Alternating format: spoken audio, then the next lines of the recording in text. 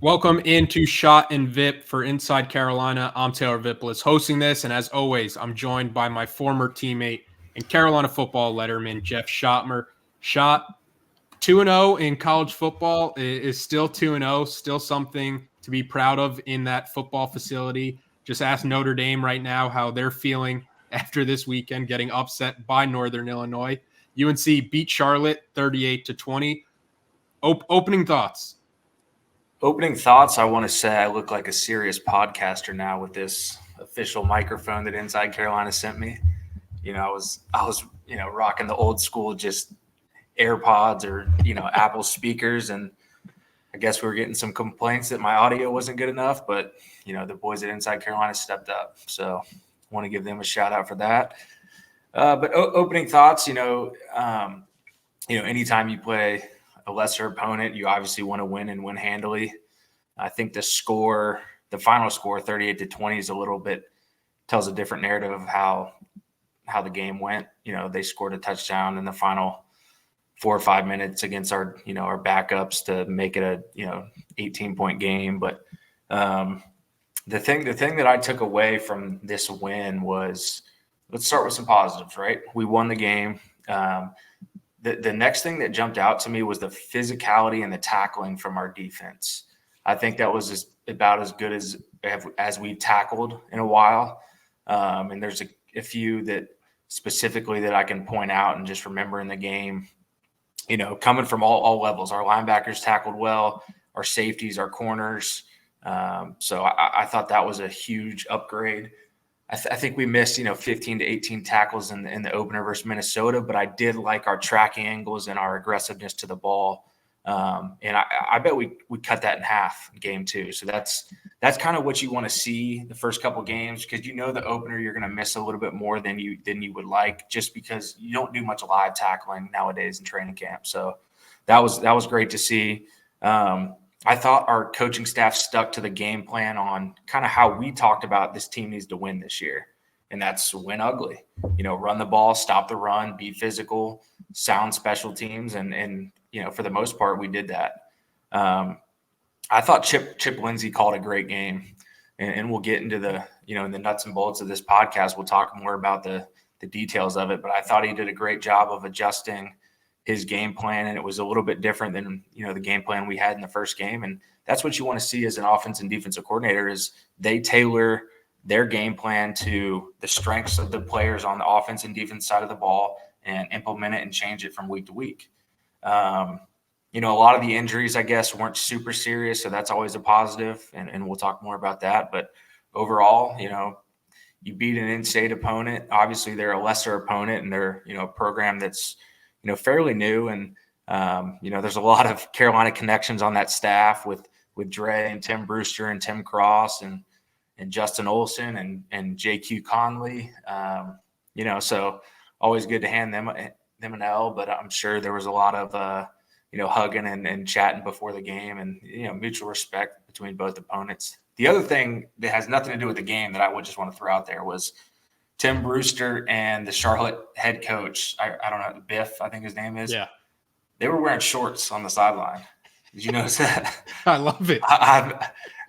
I do respect Brewster's. He is authentically himself. He doesn't give, pardon my language, he doesn't give a crap about what anyone thinks, and neither does the head coach. So that caught my eye, and I thought that was pretty funny when I was watching the game. I love that they're just going for comfort over style. Yeah. They get to, I think certain people get to a certain stage in life where it's like, why am I wearing khaki pants on the sideline right now if I don't really have to? It's a nice summer day in Chapel Hill. I want to rock some athletic shorts, but while you were talking, I looked up the missed tackles. What was your guess? I think they had 18 missed tackles against Minnesota. Yeah, I bet it was 6 or less versus Charlotte. 3 missed tackles. This guy's got a decent little brain.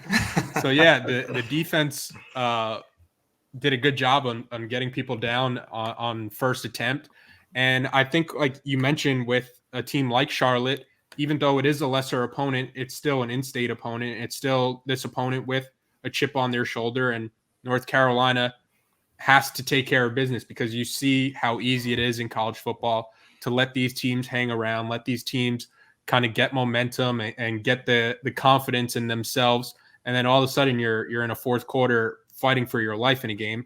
And Carolina, for the most part, took all that doubt out pretty quickly. It started off pretty slow, and that's a pretty good transition into where I want to start with the quarterback position, because I think it started really slow for Conner Harrell. And I think when you're watching Conner Harrell, I think it's pretty easy to see the limitations he has in his game, and easy to see why he wasn't the starting quarterback out of training camp and why North Carolina went with Max Johnson. That the first drive in particular, there's times where he's dropping back and it doesn't really look like he has much of a plan, and he's out there scrambling, and it doesn't look like he knows how to navigate through a pocket. And when Carolina is asking him to drop back and they get put in these 3rd and 7, these 3rd and 8 situations, Conner Harrell doesn't feel like the quarterback that's gonna win you those type of spots. And a couple of weeks ago, I said that he has a big arm, but I don't really see big play potential with his arm because of how he sits in the pocket, and just the lack of trust I think he has what's in front of him and what he's seeing. And then when you factor that in with when he does run the ball, because he's going to run the ball more than somebody like Max Johnson, he does have a tendency to put the ball on the ground. And when you have turnover worthy plays with your arm, and then you're adding these turnover worthy plays with your legs, that's a lot to overcome. But I do want to give him credit, because I think he grew into the game, and I think Carolina's coaching staff grew into the game with him. But overall, what did you see with Conner Harrell at the quarterback position? I thought it was pretty up and down. And here's what we do as podcasters: is we sit back and we analyze to the ninth degree or ninth whatever of each play that he makes. And when we found out the news that Max Johnson broke his leg, and we were talking last week on the post Minnesota game, I said for this team to be successful going forward with Conner Harrell at the helm, he needs to take care of the football and limit those turnover-worthy plays, because I know for a fact the reason he didn't start going into the season was because he was turnover-prone in practice. That's 100% fact. And I didn't go to any practices, but just hearing the coaches speak and talking to people, like, that's why he wasn't the opening day starter. So, just looking at the first drive. Okay, the first drive, he first of all, I just think he has nervous feet at times. He does have some God-given ability in terms of running the ball, and he does have a live arm, like natural arm strength. So I think he does have some tools to work with. And granted, it was his second career start, so we're being hard on him right now. But I just think the opening sack that he took, he got absolutely smoked and then ended up fumbling the ball. I think that's an easy play for a quarterback. I went back and watched the replay of just stepping up in the pocket, trusting your athletic ability. Like, we saw that effortlessly from Drake and Sam over the past couple of years. And I know we got to, taper back our expectations, but, I just thought it was such a simple play. He just has had his eyes downfield. He doesn't naturally feel rushers at him. And even on the interception he threw, I put that on him. Yeah. Because, Copenhaver was getting bullied by a defensive lineman or blitzing linebacker, whoever it was, but the pocket was pretty clean, and Conner just didn't feel the pressure on his left. His eyes were fixated downfield, and he didn't really feel it. I think just some quarterbacks have this innate feel in the pocket, and he doesn't have that yet. I'm not saying he can ever get there, but he also did make some other turnover-worthy plays. The play in the first or second drive where he scrambled into our end zone, we were backed up, threw a late ball across his body on 3rd down that I think J.J. Jones made a good play on it, but that's not a play you want to see in the opening 2 drives from our quarterback, especially, that's one of those where you're like, no. Oh, okay, yeah, maybe all right, we'll live with it. But, if they pick that off, that's 6 the other way easily. in the first quarter, we ran a speed option to the left, and I get he's pitching with his left hand, but he threw one behind Hampton that was not a great pitch. So, that's 3 plays, in my opinion, that are pretty turnover worthy, early in the first half. And so he's just got to, he dodged a bullet on all 3 of them, actually. So he's just got to learn from that and continue to grow, continue to develop.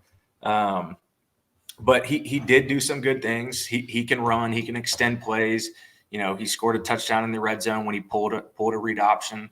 The thing about him that's interesting to me is he does throw with some zip. Like the touchdown to Nesbitt was a really good throw. Yeah. But he's just very inconsistent. Like he'll come back the next play and throw a seam route or a quick stop on the out that's like not even anywhere close to the receiver. So just if he can limit the inconsistencies of his throw, I think partly maybe have to do with his throwing motion, but I mean, it's not really something you fix mid-season. Long-winded answer to say, I just think if he limits the turnover-worthy plays and, takes care of the football and we kind of tailor our offense, and we'll get to more about the play calls, but, he'll be fine and he'll continue to grow. I'm a positive guy and he's got some tools. So, we can win games with him. Yeah, the biggest difference I saw between Conner Harrell in this game and when he came on in the Minnesota game in relief, in the Minnesota game, it felt like Carolina sent him out there and was like, hey, we need you to go out there and execute what we installed for Max Johnson, where in the game against Charlotte, it did feel like there was more of a concerted effort to utilize what Conner Harrell does well. And a lot of that is the read options, the speed options. You mentioned Carolina went to that a couple of times. What did you see from Carolina's play calling that was different in the Minnesota game, and maybe a point of encouragement for the Carolina fan today who at least can see, okay, we have a coaching staff that understands what they're working with and how to maximize what we have talent-wise? Yeah, like I said in the opener, I want to give Chip Lindsey a lot of credit for what I saw. So in the first drive, you see a quick dash pass, quick sprint out to Conner's throwing hand that ultimately Conner doesn't have a good throw, but he puts him on the move early and gets him what should have been an easy completion out wide. The cornerback's sitting off. The receiver presses his leverage, sits down, should be an easy 6-yard completion. There's no pressure in his face, but kind of just to get him in the flow of the game, because that's his strength, is using his legs and getting outside the pocket. So, starting early, that was in the script of, okay, we're going to move him early. I like some of the speed option stuff. I like maybe more to his right hand, but, we went to the wide side of the field and it ended up being a productive play because Hampton made a good catch on it.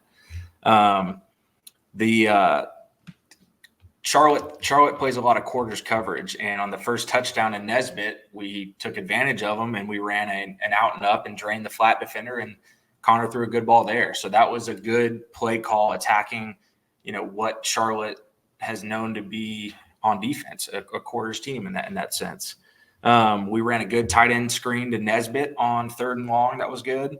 What I liked was our mix up of runs with motions involved, of receivers changing the strength of the offense, pre-snap motion to get the defense to shift over a little bit and maybe miss a gap. And he did some good job with the motions.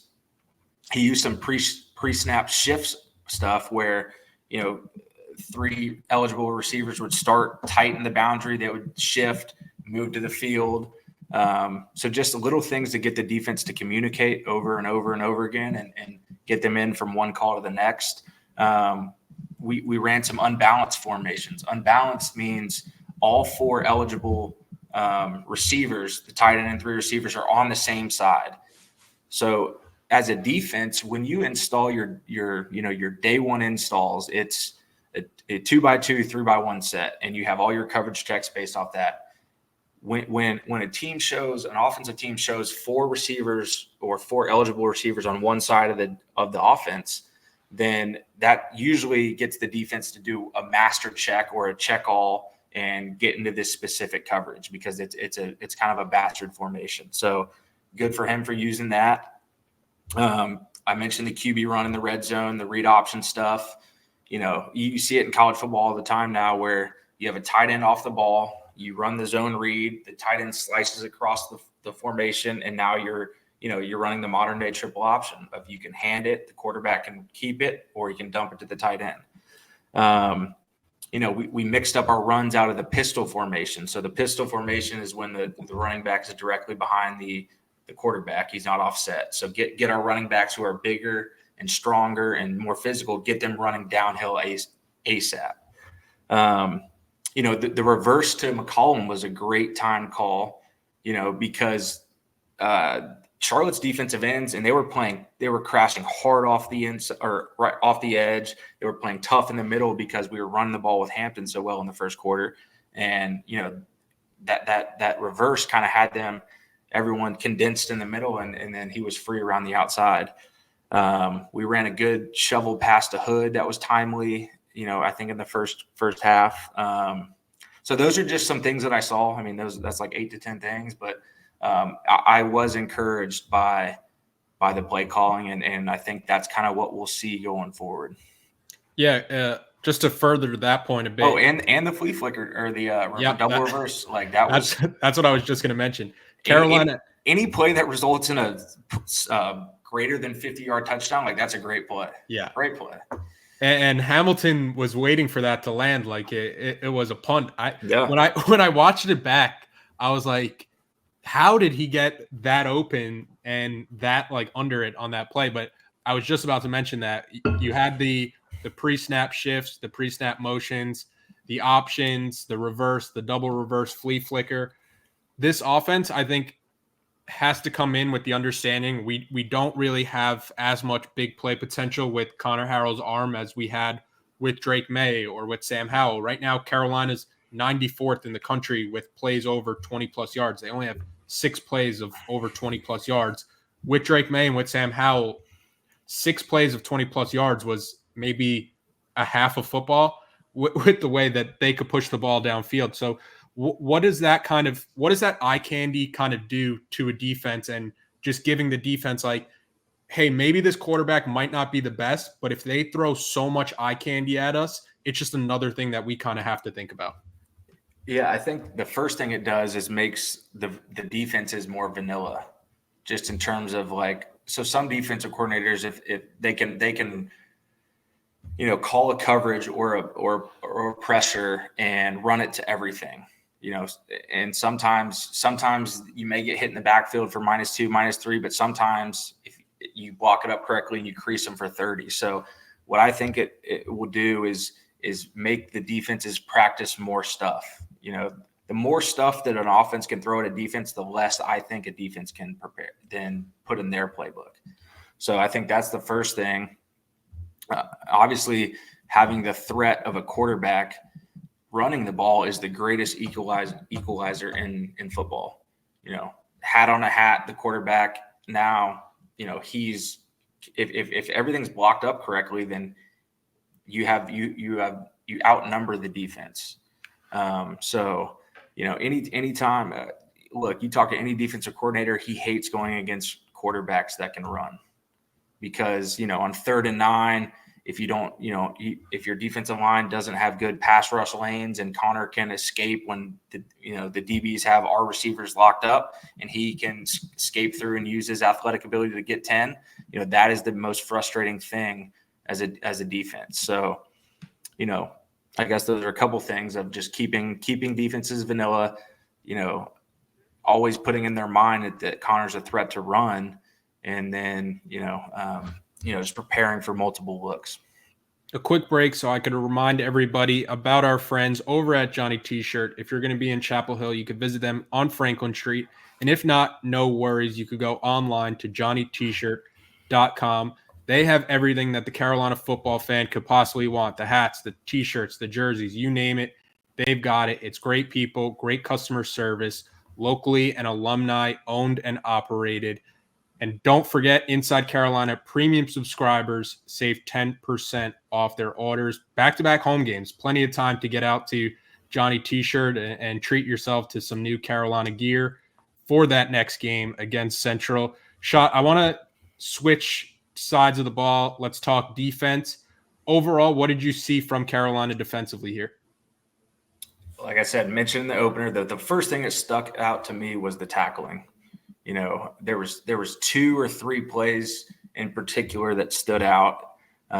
One was Marcus Allen inside the 5-yard line. I think it was 3rd and goal on their sideline. They throw a quick hitch. He rallies up, sticks him, and holds his ground, lets the troops come, and they knock him back, and now they're kicking a field goal. You know, that's a play I think our DBs miss a lot in years past. So Marcus Allen has shown, you know, with his added weight, he's shown aggressiveness and his willingness to tackle. I thought the Amari Campbell's sack in the red zone on the quarterback was a great tackle. I know he's got a club on his hand, but I just think when we were getting a guy to the ball carrier, we were knocking them down on first contact. And even if we weren't, we had the troops pursuing the ball at the right angles from where they were coming from on the field. So, I mean, kudos to Jeff Collins and the staff and the players for buying in and getting better at tackling, because that thing – look, good tackling can fix a lot of mistakes in football. You know, you can miss a gap, but if you have a safety that's coming downhill and can knock it down for 7 yards instead of, you know, missing and creating an explosive 20, that saves a defense. So that was the first thing that I saw that was huge. And kind of one of the interesting things they showed on the TV copy was pregame, our defensive staff had – we were running legit tackling drills like we were running a tackle circuit in training camp. Jeff Collins was rolling the donuts, we call them. It's these big inflatable donuts, and we practice tackling, take them to the ground. So, you know, I think he's really emphasizing that in practice, in pregame, during the game, and it's showing up. I thought our run defense was stout. It's been stout the last 2 weeks. I know it's not a great opponent or not physical offensive line, not a huge offensive line, but just for us to continue and build on what we did versus Minnesota, you know, I think we have like a top 20 run defense. Look, I know stats are misleading, but you can only you have to play who's on your schedule, and if you hold them to X amount of yards or under, then that's a great job. You should still count, right? You should be commended for that. I think a lot of people might be worried about the pass defense, but I'm not at all. I'm more worried about a lot of other things than our pass defense. Some of those long throws, you know, 2 on Caleb Cost, the slot fades, just great balls by the quarterback on the outside shoulder and man-to-man coverage. Like, those are going to happen. I'm really not worried about our DBs because I think our starting 5 is pretty good. Let's see, red zone defense. I thought was really good. You know, 2 out of 3 times when Charlotte got in the red zone with our 1 defense in, we held them to field goals. So that's a good percentage. One time that Charlotte got within the 1 or 2 yard line, and we forced them to a field goal. So that's really good goal line defense, which we haven't been good at all at in the past. You know, they were 2 of 14 on third down. You know, we had 3 sacks, no turnovers. So obviously Jeff Collins preaches, you know, create havoc and create tackles for loss and sacks and turnovers. We're not getting the ball out, but I think that'll come. You know, with the bulk of the game, we were playing with, you know, 17, 18, 19 defensive players. We were rotating the D-line again. You saw some new faces in there from the Minnesota game. But I think our core group of defenders is pretty good. You know, equally as good against the run and the pass. I know the statistics don't show it right now, but I do think that we're going to be a pretty good pass defense team. 13 points given up, and that's how I look at it. You know, we had the 2s in there at the last drive, and we had a busted coverage on 4th down by the inside linebacker, had to take the running back on a wheel. But, you know, for the bulk of the game, we let up 13 points. You know, I think that's a good showing. So overall, I think, I was impressed. Yeah, when you talk about the core of this defense, the top graded defender on the Carolina defense, I don't think it's going to come as a surprise. It's Elijah Huzzie.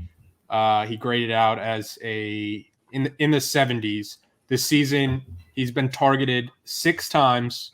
He's allowed 4 receptions for 6 yards, according to Pro Football Focus. So I think when you talk about the pass defense, that's one of the biggest reasons why I wouldn't necessarily be worried, because you have one target essentially blanketed the entire game, and then it's just up to Caleb Koss, Marcus Allen, what you get from the safeties. And I think there's enough talent in that room to keep performing and keep getting better. And I think the coaching is better on the defense this year, to where you don't have to worry about the secondary being a liability. And when you talk about people who have kind of shifted from being not or shifted from being a liability to being productive, it kind of starts and stops with the defensive line this year, where you look at a player like Jahvaree Ritzie, who came into this season with 2.5 career sacks, and through 2 games, he's already at 5 sacks, adding 2 more against Charlotte. What have you seen from Ritzie so far this season? I see him living up to his recruiting ranking, his athletic, potential, his work ethic, his mentality, his football intelligence. Like he's an NFL player, and we thought, when we signed him in 2020 that he was going to be 3 and done. Like, so kudos to him and the staff, because he's looked like a legit player. I mentioned this last week, but he's playing with a higher motor. He's always had the physical ability. I think he's really healthy and strong right now, but he's producing. Like, football is a game of production. And, I don't care who you play. If you're getting 5 sacks in 2 games, that's legit production. Like, he's on pace for well over, 10 plus sacks and, all ACC defensive linemen, which we haven't had since Kareem Martin, maybe. But Des Evans he flashes more in the run than the pass. He's a big body that plays extremely hard. He's really long and strong. So Josh Harris and Travis Shaw are good run defenders. You're not going to get much out of them in the pass rush wise. But, there's 2 defensive ends that we rotated in there that played some good snaps, and they got some more experience under their belt with Rucker out. But if we're just going to call a standout out over the first 2 games, it's easy to look at Ritzie, and that production speaks for itself.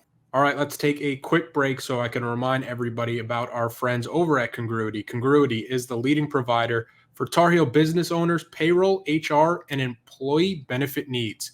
Inside Carolina listeners can get a free payroll and HR assessment by emailing Matt at Congruity. Email is matt@congruityhr.com. That email again is matt@congruityhr.com. All right, let's get back to the episode. You mentioned Rucker out, and it was announced that he had surgery and Carolina could expect him. What was it, a knee or? I think it was, I don't want to say for sure, but it was something in the knee, I think it was a partial tear in the knee. Okay. Or in the meniscus in the knee. But I'm pretty sure Adam Smith from Inside Carolina had that. But you have Rucker out. You have Omar and Hampton leaves the Charlotte game with an injury, and you have offensive linemen going down. Nesbitt went out. Blasky, Banfield went down on that offensive line. Nesbitt goes out. How concerning would you say it is, the injuries that are starting to rack up for this Carolina team, and having to go into depth that Carolina most likely didn't want to go into, and especially not this early in the season? If these are 1 to 2 to 3 week injuries, I would say this is the best case scenario, just because, we have a pretty easy early part of the season. But it allows us to, instead of us talking about all offseason how we're going to, play a lot of guys, we're forced to play a lot of guys. So this is going to get some young guys good experience early in games that are, meaningful, and they're going to get meaningful snaps. So, as long as these guys can – Hampton definitely could have come back in and played. Like, if that's any other game, I think he's going back into the game. I think he maybe bruised a thigh, it looked like to me. So I'm not worried about him. The Barlow kid, we need to get him back. Obviously the freshman running back, had a great game and over 100 yards and a touchdown, but we're going to need, the that guy, that running back who's had 4 or 5 years of college experience to get in the game. Nesbitt, he's been banged up in his career. We've seen him with a knee brace on before. Hopefully he's just got a shoulder tweak or something that he'll be fine. But, Rucker, I think Coach Brown said in his press conference that he'll be back in a few weeks. So these injuries, I know they're starting to pile up, but as long as they aren't, season ending or, 6 to 8 week injuries, I totally think it's honestly beneficial for our football team because kind of force feed, guys to play. And we'll get through it. We'll wrap this up here. Schott, we're recording this on an NFL Sunday. We got to salute one of our own. Mac Hollins getting in the end zone for the Buffalo Bills. Let's go. He's putting on for walk-ons every day. Hey, I'm barefoot right now, filming this podcast in honor of Mac. one with the earth. Mac Hollins getting in the end zone in the Bills win, representing Carolina in the league. But Schoettman, appreciate the time as always and appreciate everybody watching and listening.